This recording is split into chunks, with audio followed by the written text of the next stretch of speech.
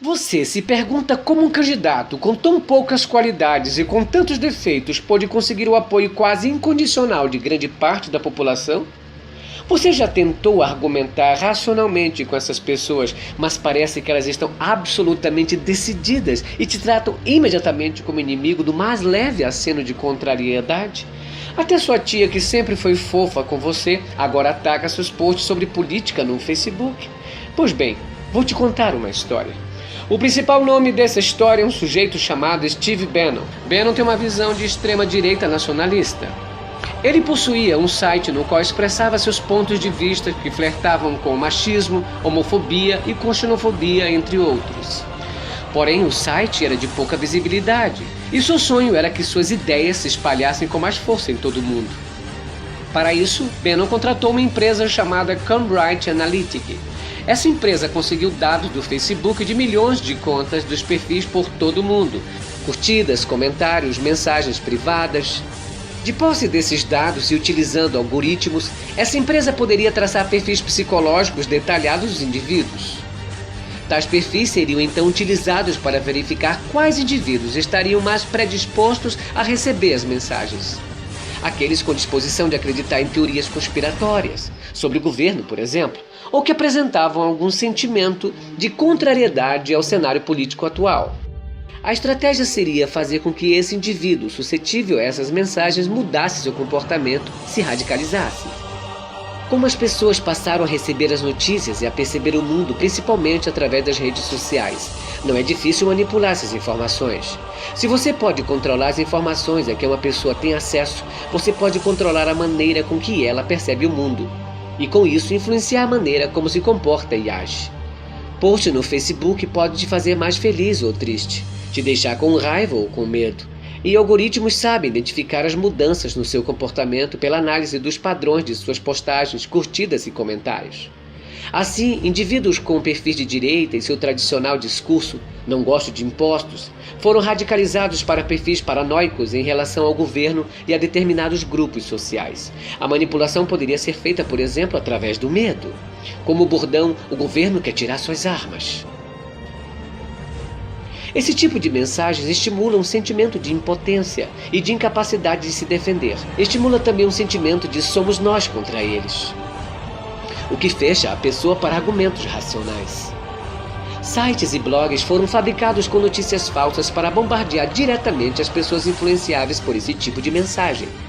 Além disso, foi explorado também um sentimento anti-establishment, anti-mídia tradicional e anti-tudo o que está aí. Quando as pessoas recebiam várias notícias de forma direta e não viam essas notícias repercutirem nos jornais, chegavam à conclusão de que a grande mídia mente e esconde a verdade, das quais elas agora sabem. Se antes a mídia tradicional podia manipular a manipulação teria que ser feita abertamente, aos olhos de todos. Agora todos temos telas privadas, que nos mandam mensagens diretamente. Ninguém sabe que tipo de informação a pessoa do lado de lá está recebendo, ou quais mensagens estão construindo sua percepção de realidade. Com esse poder nas mãos, Bannon conseguiu popularizar entre os jovens a alt-right, movimento de extrema americano, que resultou nos protestos United Right, no ano passado em Charlottesville, Virgínia, o que tiveram a participação de supremacistas brancos. Bannon trabalhou na campanha presidencial de Donald Trump e foi estrategista de seu governo. A Cambridge Analytica trabalhou também no referendo do Brexit, que foi vencido principalmente por argumentos originados de fake news. Quando a manipulação veio à tona, Mark Zuckerberg foi chamado ao Senado americano para depor. Para quem entendeu o que houve, ficou claro que a democracia da nação mais importante do mundo havia sido hackeada. Mas os congressistas pouco entendimento tinham de mídia social. E quem estaria disposto a admitir que a democracia pode ser hackeada através da manipulação dos indivíduos? Zuckerberg estava apenas pensando em estabelecer um modelo de negócios lucrativo com a venda de anúncios direcionados. A coleta de dados e a avaliação de perfil psicológico das pessoas tinham a intenção inocente de fazer as pessoas clicarem em anúncios pagos. Era apenas um modelo de negócios, mas esse mesmo instrumento pode ser usado com finalidade política. Ele se deu conta disso e sabia que as eleições brasileiras podiam estar em risco também. Somos uma das maiores democracias do mundo. Facebook então tomou medidas ativas para evitar as campanhas de desinformação e manipulação corressem em sua rede social. Muitas contas fakes e páginas que compartilhavam informações falsas foram retiradas do Facebook no período que antecede as eleições. Mas não contavam com a capitalização e a popularização dos grupos de WhatsApp. O WhatsApp é o aplicativo de mensagem direta entre indivíduos, por isso não pode ser monitorado externamente. Não há como regularizar fake news, portanto. Fazer um perfil fake no WhatsApp também é bem mais fácil que em outras redes sociais e mais difícil de ser detectado. Lembram do Steve Bannon, que sonhou com o retorno da extrema-direita nacionalista forte mundialmente? Que tinha ideias que são classificadas como anti-minorias racistas e homofóbicas? E que usou um sentimento difuso ante tudo o que está aí e um medo de os homens se sentirem indefesos para conquistar adeptos? Pois bem, ele se encontrou em agosto com Eduardo Bolsonaro. Bolsonaro disse que o Bannon apoiaria a campanha de seu pai com suporte e dicas de internet. Bannon agora é um consultor eventual da campanha. Bolsonaro é o candidato ideal para ele, porque compartilha suas ideias no cenário ideal. Um país passando por uma grave crise econômica, com a população desiludida com a classe política.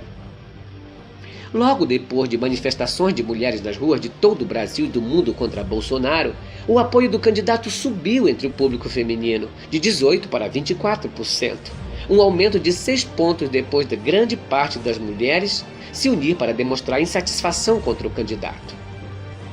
Isso acontece porque a grande mídia simplesmente ignorou as manifestações e, por outro lado, houve um ataque preciso às manifestações através dos grupos de WhatsApp pró-Bolsonaro. Vídeos foram editados com cenas de outras manifestações com mulheres mostrando os seios, quebrando imagens sacras, mais utilizadas dessa vez para desmoralizar o movimento Ele Não entre as mais conservadoras. Além disso, Eduardo Bolsonaro veio ao público logo após a manifestação e declarou: as mulheres de direita são mais bonitas que as de esquerda. Elas não mostram os peitos e nem defecam nas ruas. As mulheres de direita têm mais higiene.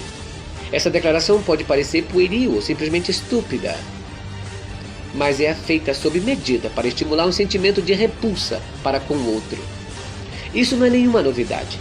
A máquina de propaganda do nazismo alemão associava os judeus a ratos. O discurso era de que os judeus estavam infectando as cidades alemãs assim como os ratos. E esse discurso de que associa o sentimento de repulsa e nojo a uma determinada população, o que faz com que o indivíduo queira se identificar com o lado limpo da história. Dos 6% das mulheres que passaram a se identificar com Bolsonaro, agora é possível compreender por que é tão difícil usar argumentos racionais para dialogar com o eleitor de Bolsonaro. Você se dá conta agora do nível de manipulação emocional a que seus amigos e familiares estão expostos? A pergunta é: o que fazer? Não adianta confrontá-los e acusá-los de massa de manobra. Isso vai fazer com que eles se fechem e classifiquem você como inimigo do outro lado. Ser chamado de manipulado pode ser interpretado como ser chamado de burro, e que só vai gerar uma troca de insultos improdutiva. Tenha empatia. Essas pessoas não são tolas ou malvadas. Elas estão tendo suas emoções manipuladas e sendo submetidas a uma percepção da realidade bastante diferente da sua. Tente trazê-las ao pouco para a razão. A única maneira de mudar seu pensamento é fazer com que tais pessoas percebam sozinhas que não há argumentos que fundamentem suas crenças e as notícias veiculadas de maneira falsa. Peça para que as pessoas defendam racionalmente suas opiniões políticas. Esteja aberto para ouvi-las, mas continue sempre perguntando mais e mais, até ela perceber que chegou num ponto em que não existem argumentos para responder. Pergunte, por exemplo, por que você decidiu por esse candidato? Por que você acha que ele vai mudar as coisas? Você acha que ele está preparado? Você conhece as propostas dele? Conhece o histórico dele como político? Quais realizações dele que você aprova? Se perceber que a pessoa não está pronta para debater, retire-se da discussão. Não agrida nem ofenda. Isso é um comportamento que radicalizaria o pensamento de que somos nós contra eles. Tenha em mente que os discursos que essa pessoa acredita foram incutidos nela de maneira que houvesse uma verdadeira identificação emocional, se tornando uma espécie de segunda identidade. Não é de uma hora para outra que se muda algo assim. 2 das mais importantes democracias do mundo já foram hackeadas utilizando tais técnicas de manipulação. O alvo atual é o nosso país. Não vamos deixar que essas forças nos joguem um contra os outros, rasgando nosso tecido social de maneira irrecuperável.